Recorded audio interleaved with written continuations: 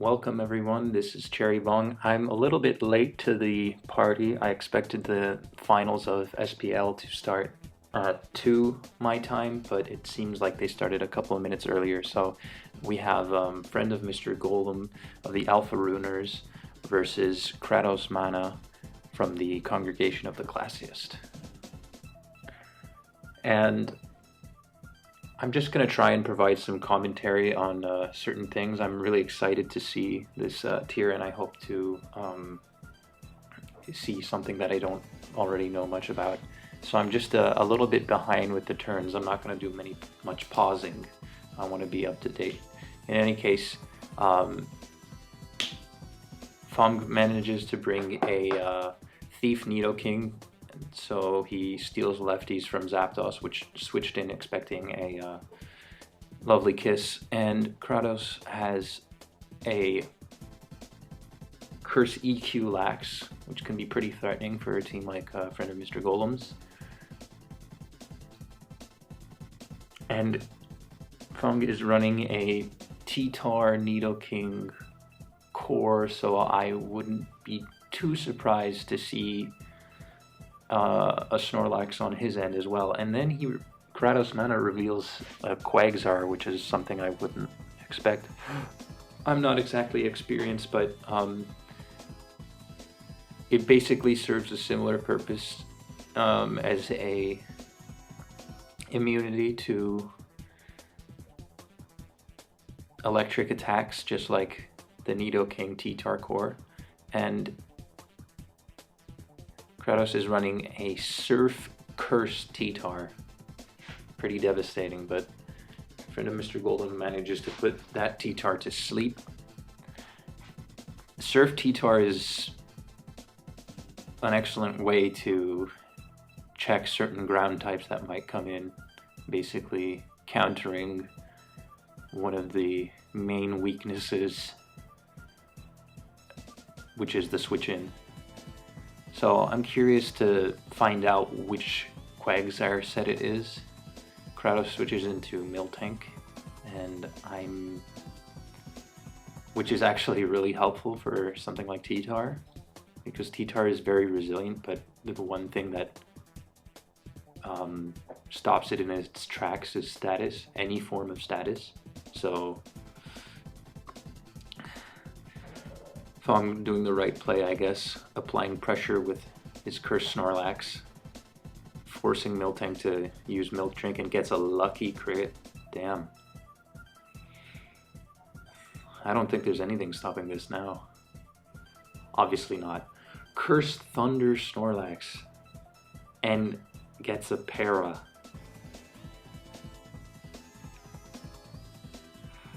I guess that's to be expected with the T-Tar on the team. There could have been another move, of course, like in this case, but this is really interesting. Now T-Tar has no way of getting out of that para, but paralysis is probably the one status that a cursed T-Tar is least concerned about getting. So at least this locks out the possibility of being toxicked or put to sleep, but it still has to watch out for the likes of Zapdos. This is going to kill Zapdos for sure. Kind of odd. I don't know. I mean, I'm not saying, again, if they're here, they obviously have a much better idea of the game than I do. I'm only trying to provide some sort of commentary, but that's too bad that Kratos lost the Miltank, because that essentially turns the game into a much shorter game, and the battle is starting to look a little bit uphill in this case, because I guess it depends on what... Yeah, Tyranitar doesn't have any source of recovery, so he has to roar out the opponent. Hopefully for him he gets it off, and he does. So now we are going to see what other moves Tyranitar has. Okay. This could be... Well, I'm expecting there to be Pursuit, so if there's Pursuit and Earthquake, I wouldn't think that there's also Crunch on Bomb's T-Tar. So The other move could be something along the lines of like Fire Blast or Steelix. But that Quagsire can be a bit of an issue,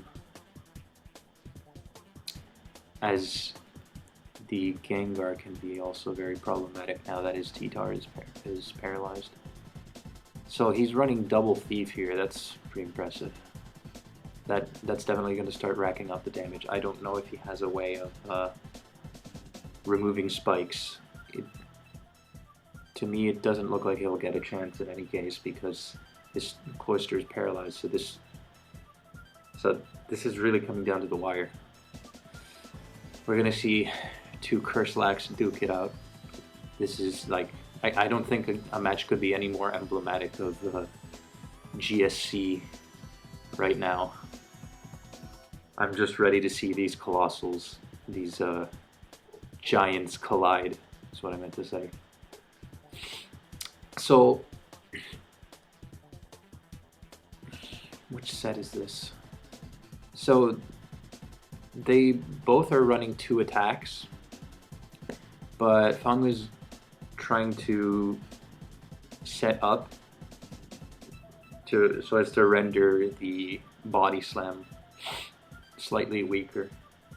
And if he manages to keep on setting up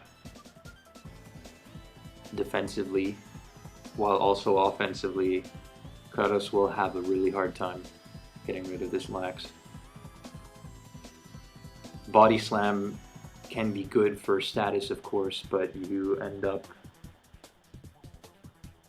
can end up losing out on Double Edge users because Double Edge just deals that much more damage, and the fact that they're both Curse would essentially prioritize the damage output.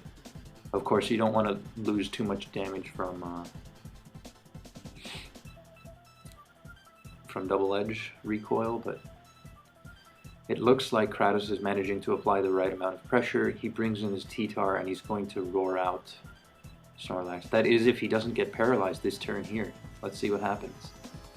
I don't think that Fang is going to bring in anything. But lucky for him though. Oh, okay. He's going to wake up this turn and attack. That's huge. I don't know if I've done that. But it was, at least he did it on the right, like ideally he did it, he came in on the right turn, like if he wanted to do anything. But now he has to face a full Snorlax, and this is huge. This is absolutely huge. I'm not sure if his, yeah, no, his Zapdos is also a T-Bolt Zapdos, so it's not going to be putting up much of a fight against this Snorlax here.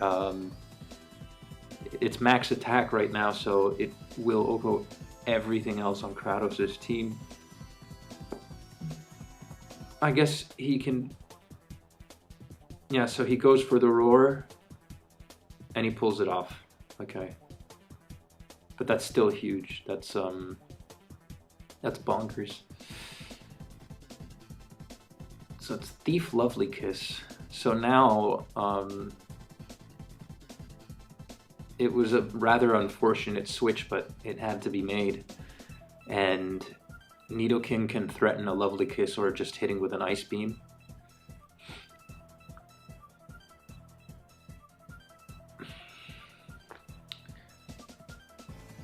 Or use Earthquake.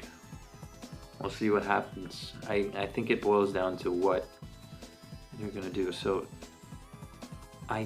Kratos could either switch to Zapdos and threaten the Nido, essentially forcing Nido to die, or sack Cloyster. That's probably the best.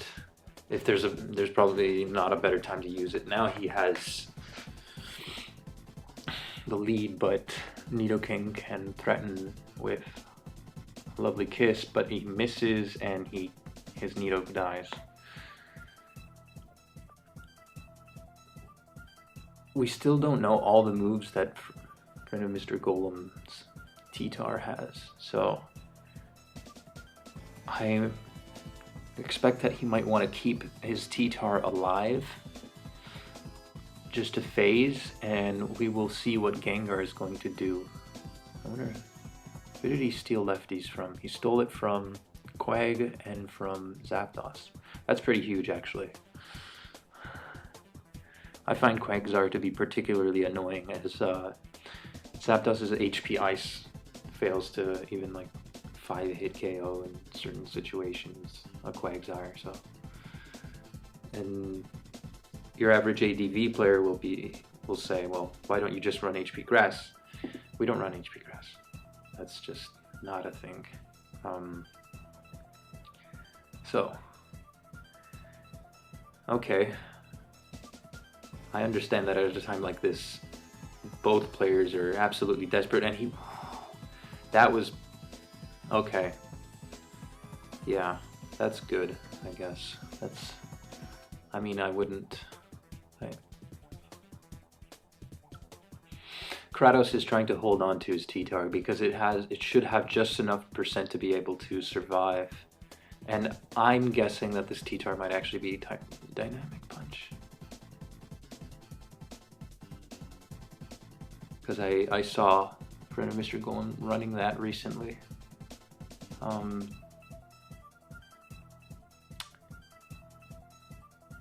of scary.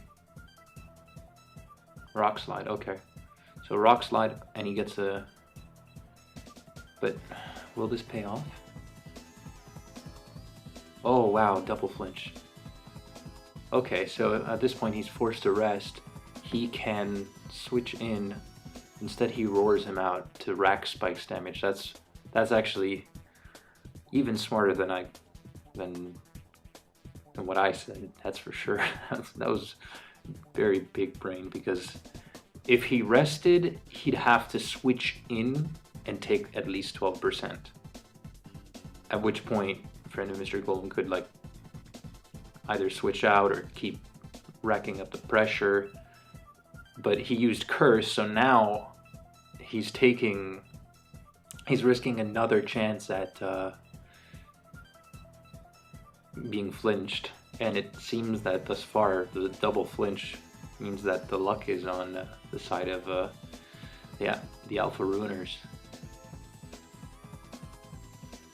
I'm gonna lose my mind if he has double Dynamic Punch, though. That'd be huge.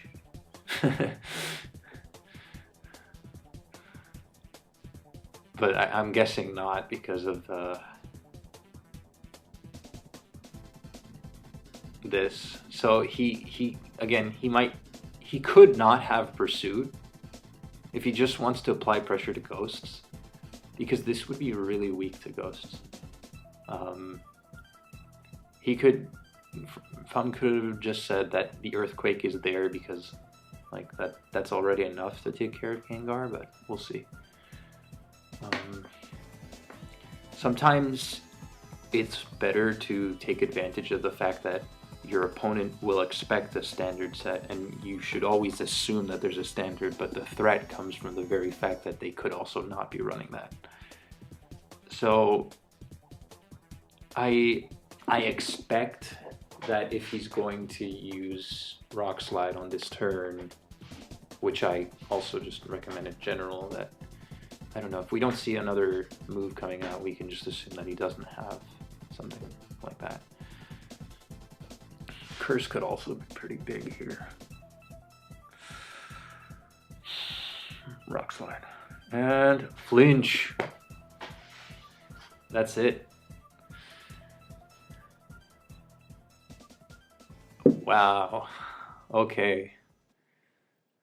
Is this it? Is Famgar new champion, or is there another game? Wow. Am I even using an alt?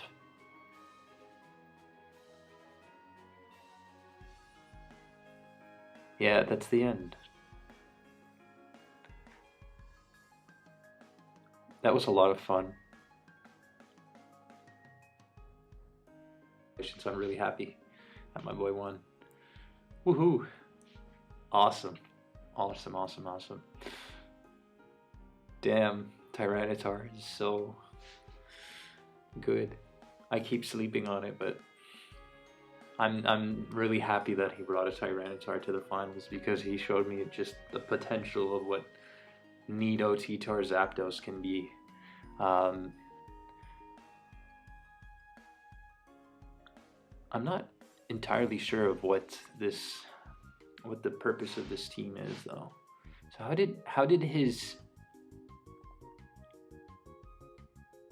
how on earth?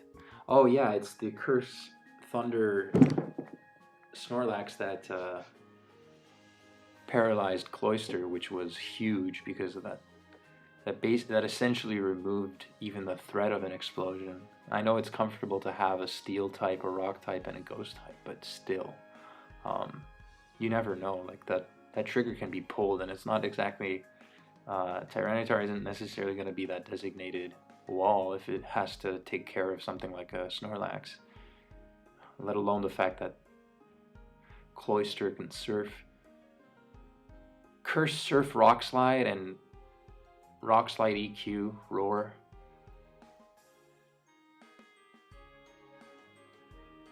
Yeah, people are commenting. Yeah, Crashing Boom Bang's right though. Double Edge is favored in my opinion. Unless you manage to pull the hacks off. But even a crit doesn't necessarily do as much. So think of it like this. One curse, I'm not sure if this applies when the stats rack up, but one curse body slam is still slightly weaker than a double edge. So whereas curse double edge probably 3-hit KOs and can even 2-hit KO, I guess, under the right conditions if you manage to get the chip off. So yeah, I haven't been paying attention to the rolls.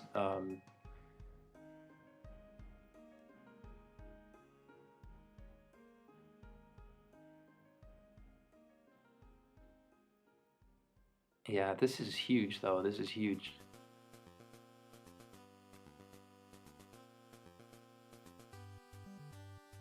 I'm just curious to see what other people say. I'm not sure as to why Quagsire. I know Quagsire can throw off a lot of things. It definitely doesn't fear Zapdos, but if I'm showing up here with a team that didn't even need Zapdos, because his Zapdos died really early on.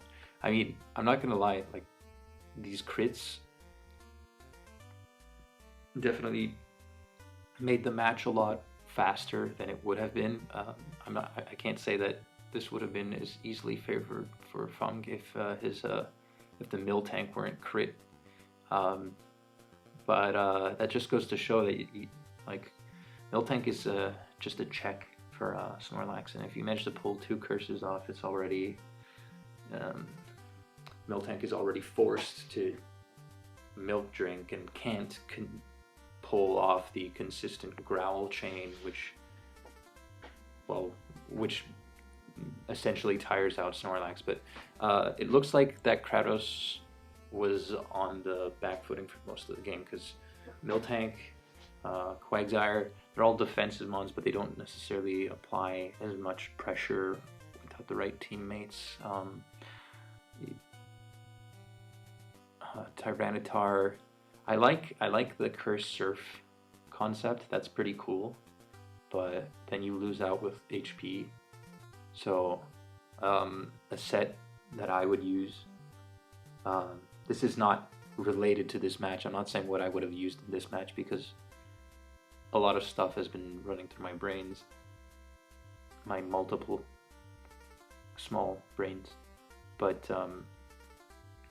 I'd use Curse Roar Rock Slide.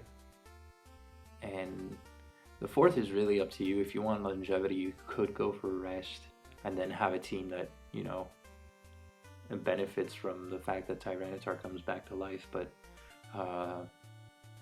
sometimes having a second attack is just better off, just for the way Tyranitar behaves. Snorlax, yeah. Man, I was a little bit rushed there because that was really fast. That was a very explosive game. Just want to look at that again. So that immediately reveals what kind of team it is. So if, I mean, of course, your Snorlax is going to be an offensive type if it's a lead, and it's not just going to be mono move. But not that it's bad by any means. You could also deceive the opponent and make them think that you have a certain set of Snorlax or Zapdos, but generally if you're switching in your Zapdos on Nidoking, it's because A, Zapdos can beat Nidoking, and B, because you're expecting a Lovely Kiss, which he had, but he didn't use there. So he stole the lefties from Zap. It didn't prove to be that huge in the end, actually, but Body Slam Curse Snorlax. That's actually pretty big. So he brings in Tyranitar. And see, that just immediately grants you the access to just spam a move.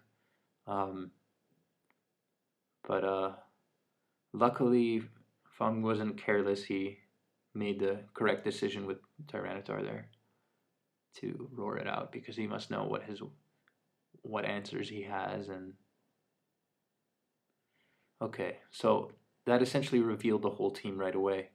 And I'm trying to see what hidden power critical hit. Oh, he managed to get a lucky critical. I wish I had that critical hit on Quag. I never get that. So this is an HP rock. Quagsire usually like to run either Curse or Belly Drum. I think, considering the semi-defensive nature of this team, that the Quagsire is like along the lines of Belly Drum, and if we have a Surf T-Tar, it's probably Belly Drum EQ, HP Rock Rest. So yeah, Nidoking showing up. That's great. That's great. Man, Nidoking and T-Tar together, they just put in so much work. They really do.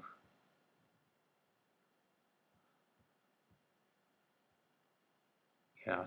Anyways, I hope you guys enjoyed. I was just looking through all of this match because I was so compelled to watch it again. I'm glad I managed to catch a glimpse of it, show some things with you guys.